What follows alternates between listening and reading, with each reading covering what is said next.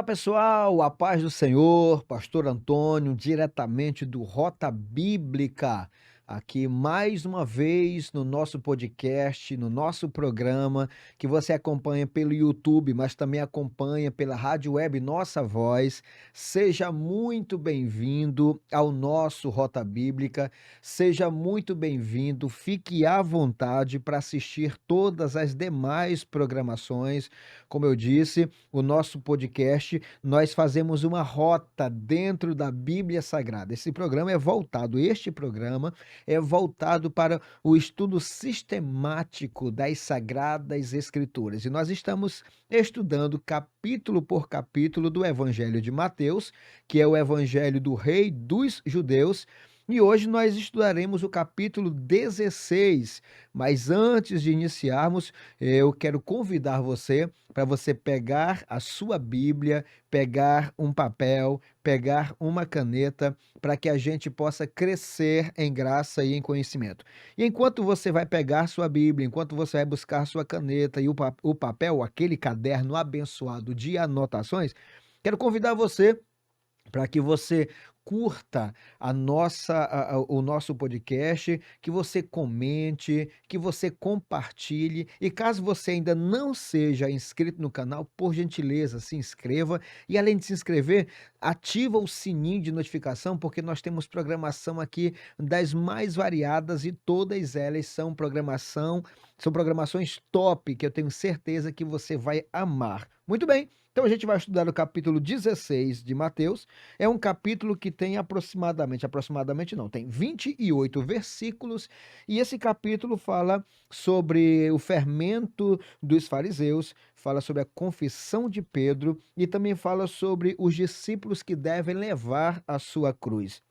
É um capítulo muito abençoado e você já deve ter ouvido falar, por exemplo, afinal de contas, em aonde que a igreja está edificada. Há um grupo de cristãos que defende que a igreja é edificada sobre Pedro, Pedro sendo então o primeiro papa, e há um grupo de cristão que defende que essa pedra é Cristo. Então a gente vai estudar ao longo deste programa, que hoje é um programa de mais ou menos um pouco aí, quem sabe uns 25 minutos no máximo. Eu quero convidar você para ficar comigo aqui até o final, não saia porque tem coisa boa. Bem, do versículo 1 ao versículo 12, nós temos exatamente algo bem interessante, porque o versículo 1 diz: "E chegando-se os fariseus e os saduceus para o tentarem", isto falando de Jesus, eles pediram que Jesus mostrasse um sinal do céu para eles.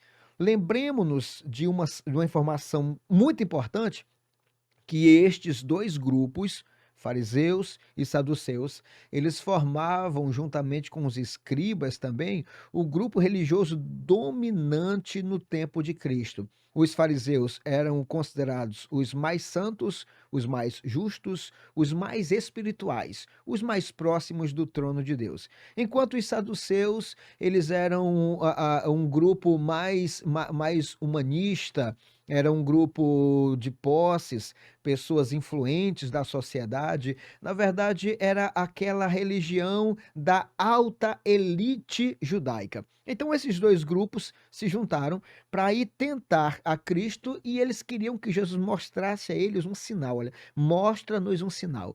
E aí, Jesus, a partir do versículo 2, Jesus diz: Olha, vocês entendem muito bem sobre as estações do tempo.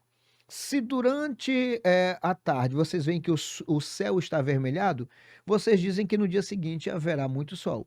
Se vocês, percebem pela manhã que o céu está avermelhado, assim, aquele vermelho mais escuro, vocês dizem que haverá chuva. Então vocês fazem parte de uma geração que é perversa, que vem de perversidade e adúltera. Por que que ele usa esses 2 adjetivos? A perversidade e ali a geração perversa e a geração adúltera. A perversidade tem a ver com a maldade, a perversidade tem a ver com o fingimento, com a hipocrisia, com a questão da traição, essa é a sociedade perversa. Enquanto a adúltera vem de contaminada, vem de alterada, vem de influenciada, vem de amoldada com os costumes. Então Cristo diz a eles que a geração deles era uma geração totalmente longe de Deus. Olha que ele está falando para 2 grupos religiosos: os mais justos, os mais santos, fariseus, e os de maior elite, os mais top, digamos, os estrelas da época, que eram os saduceus. E Jesus diz no versículo 4, então, que nenhum outro sinal seria dado a não ser o sinal do profeta Jonas. Nós conhecemos a história de Jonas, mas o final do versículo 4 é algo que me chama muito a atenção, porque diz assim: e deixando-os, retirou-se. Imagina que esses 2 grupos estavam de frente ou diante do Rei dos Reis e Senhor dos Senhores. Esses 2 grupos religiosos estavam diante do Deus que deve ser adorado, do Deus criador, do Deus benfeitor. Esses 2 grupos estavam diante daquele que fez os céus e a terra e tudo que neles há. Mas esses 2 grupos não entenderam, não compreenderam, não conheceram Jesus, e o final do versículo 4 diz que Jesus deixou-os e Jesus se retirou deles, que talvez seja uma das frases mais tristes da Bíblia Sagrada. Talvez seja uma das frases assim mais carregadas de tristeza.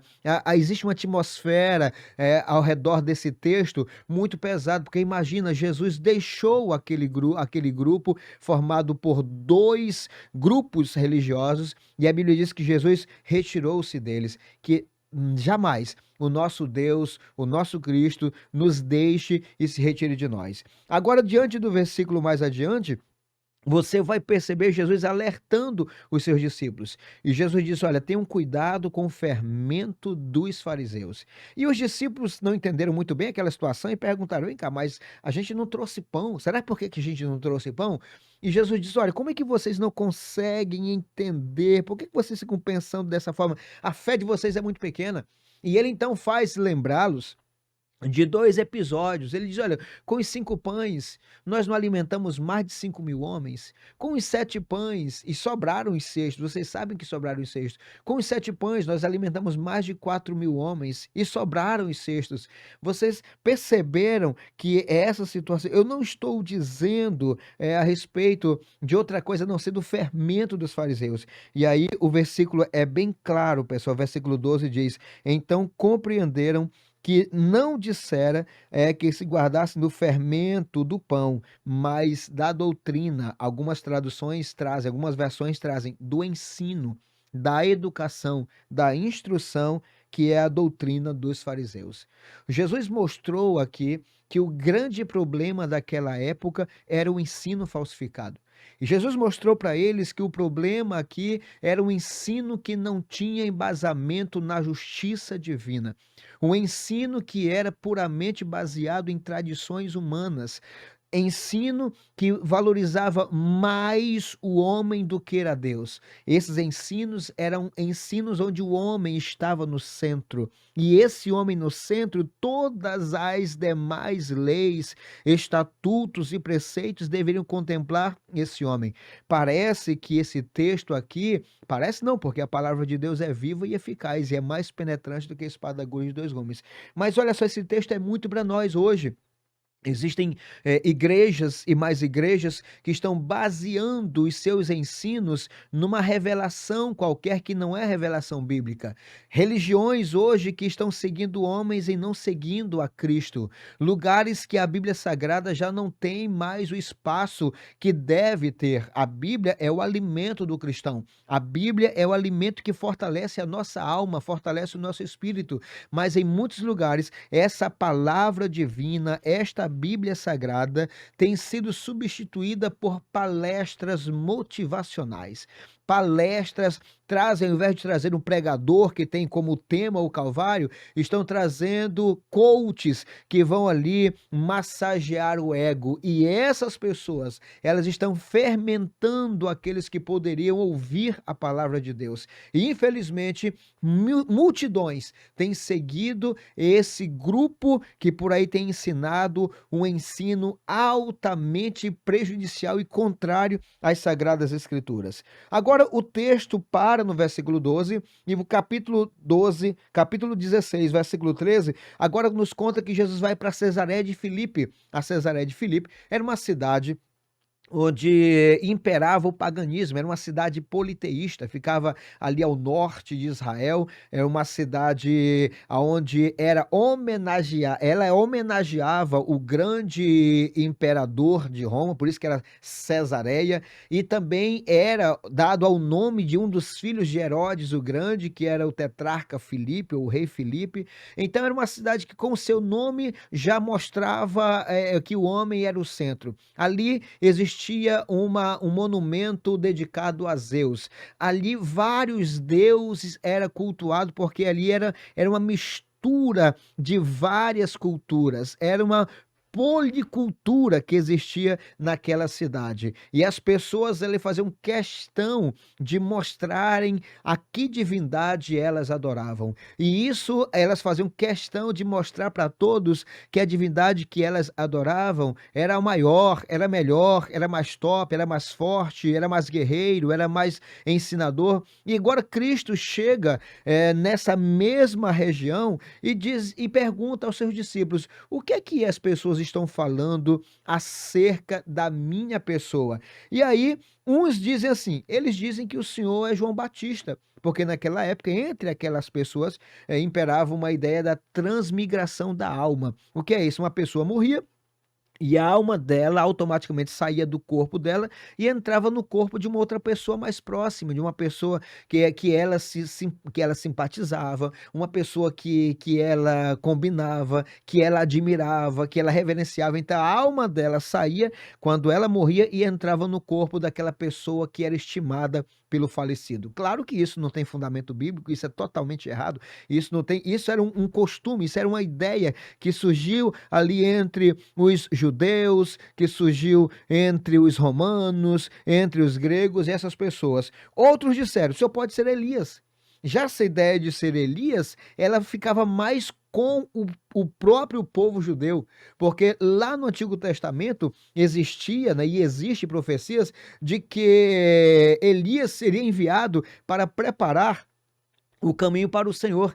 E é interessante que eles imaginavam que era Jesus, mas na verdade o próprio Jesus disse que essa profecia não era para trazer o próprio ressuscitar, digamos, ou trazer de volta Elias. Desculpa, mas ali se referia ao próprio João Batista. E aí por terra aquela ideia do Espiritismo de que João Batista era a reencarnação de Elias. Não existe, até porque para haver reencarnação tem que haver morte. E o próprio profeta Elias, ele não morreu, ele foi elevado aos céus num carro de fogo, não é? Tá ali que os carros de fogo, os carros de fogo separaram Elias de Eliseu, e a Bíblia diz que Elias subiu ao céu num redemoinho. Inclusive tem alguns hinos por aí que dizem que Elias subiu ao céu no carro de fogo. Tá errado, não leu a Bíblia direito. Ah, porque até os hinos dizem, carro de fogo levaram Elias ao céu. Quem fez esse hino não olhou direito para a palavra, porque a palavra diz que os carros separaram Elias de Eliseu, e a Bíblia é bem clara, enfática em dizer que Elias subiu ao céu num redemoinho. Então alguns dizem, o senhor pode ser então Elias. Outros disseram, eles também imaginam que o Senhor é Jeremias, porque Jeremias, um grande profeta do Antigo Testamento, aquele que, conforme a tradição judaica, ele tirou a Arca da Aliança do Santo dos Santos e levou para uma montanha próxima de Israel, de Jerusalém, e escondeu essa arca que até hoje ninguém sabe aonde ela está. Então eles pensaram, pode ser, eles podem imaginar então que seja o próprio Jeremias que ressuscitou. E outros estão dizendo que o Senhor pode ser qualquer um dos profetas que voltou à vida. Aí Jesus deixa o povo lá fora e diz agora, o versículo 15 diz, e vós, ou vocês, para vocês quem eu sou, quem é o Filho do Homem. Agora entra Pedro e diz assim: Tu és o Cristo. A primeira afirmação, ele reconhece que ele é o Cristo. Esse Cristo equivale ao Messias. Aqui ele entendeu perfeitamente que Jesus não era qualquer um, ele era o Messias prometido. Aquele que as páginas do Antigo Testamento todas apontaram que nasceria um que esmagaria a cabeça da serpente, um que reinaria para sempre, um que estenderia o seu reinado de equidade e justiça, um que reinaria com paz. Por isso que ele era o príncipe, por isso que ele é o príncipe da paz. Então ele disse assim: Tu és o Cristo. E ele diz mais: o Filho do Deus vivo. Imagina que agora não somente o vê como Messias, mas agora o contempla como um divino. Aquele que está acima de todos, tu és o Cristo, o Filho do Deus vivo. Isso você pode observar na sua Bíblia, que a palavra filho está com letra maiúscula. Não, aqui não é um substantivo comum para exemplificar, para significar alguém que nasceu de uma outra pessoa torna-se filho. Não, aqui a palavra filho com a letra com F maiúsculo é um substantivo próprio, nome de pessoas. Então tu és o Cristo, o Filho do Deus vivo. Por que ele fala que é Filho do Deus vivo? Para contrapor o que as pessoas adoravam em Cesareia de Filipe, que eram os deuses pagãos. Agora Jesus disse: Bem-aventurado és tu, Simão Barjonas, não é? Em outras traduções você vai dizer assim: Simão, filho de João, que é Bar, é filho, e Jonas, para ser trazido Jonas ou João, é o mesmo nome, não tem nenhuma dificuldade. Então esse Bar era filho. Você observa isso aqui é o que nós chamamos de prefixo, né?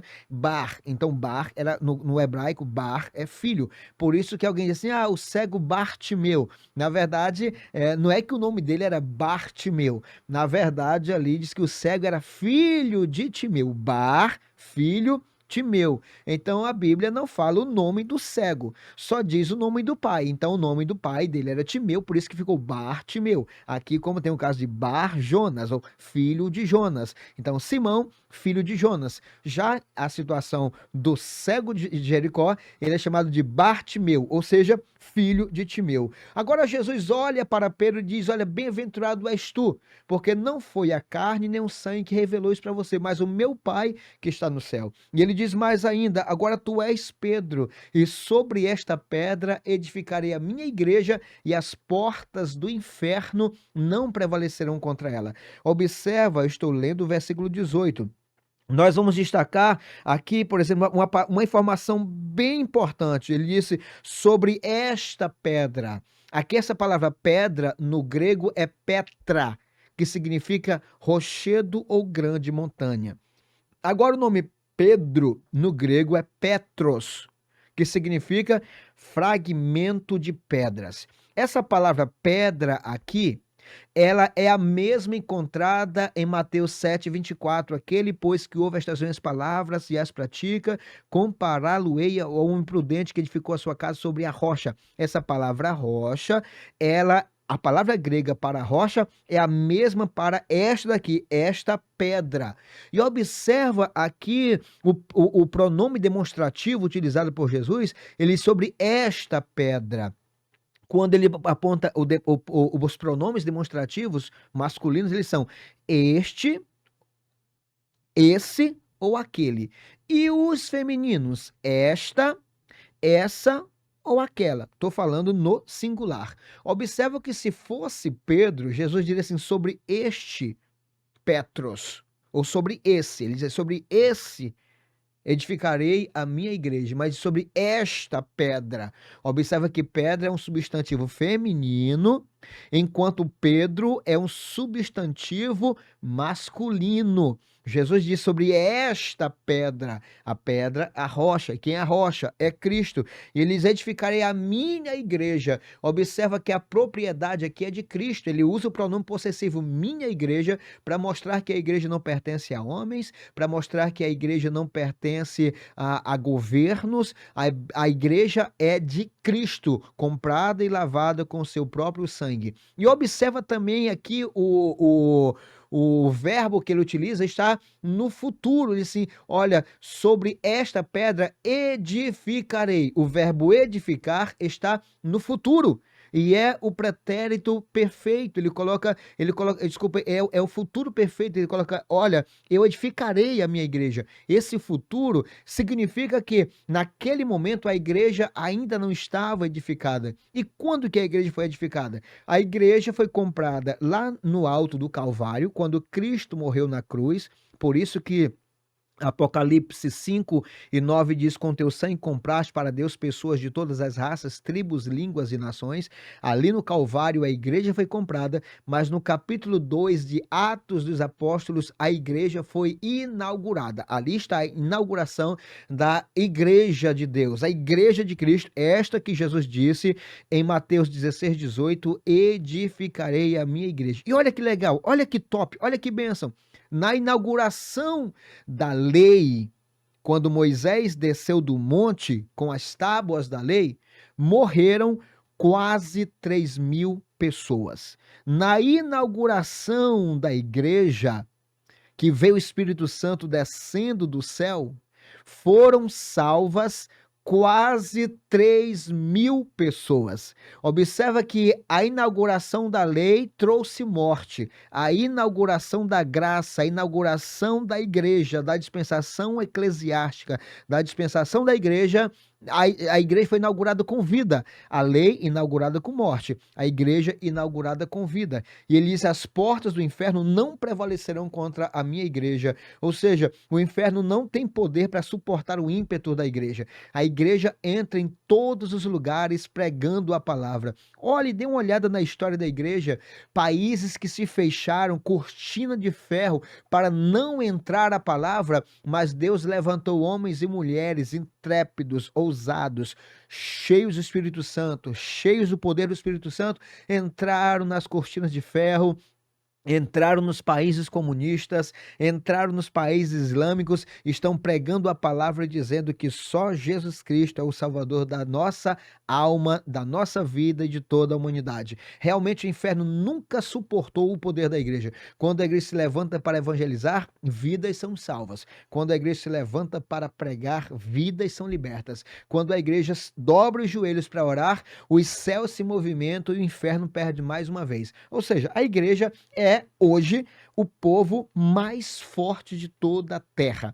Você pode observar que nada detém o poder da igreja. Recordo agora do hino 340 da harpa cristã, que diz: eis que surge um povo forte, revestido de poder, que não teme nem a morte quem a ele pertencer, e terás sublime sorte, pois com Cristo ao céu vai. Poderás então dizer: sou um dos tais? Então nós somos um dos tais aqui desse grupo. E o texto termina do versículo 24 ao versículo 28, apontando para nós que o próprio Cristo diz para aqueles que estavam lhe ouvindo: se vocês querem me seguir, vocês devem tomar a sua cruz de cada dia e estar comigo. E ele diz: o que adianta vocês ganhar o mundo todo e perder a sua alma? Grave bem o versículo 26, 16 e 26 de Mateus. Ele diz: que aproveita, pois, o homem ganhar o mundo inteiro e perder a sua alma? Ou que dará o homem em recompensa da sua alma? Pessoal, não adianta nós vivermos nesse desespero de vida,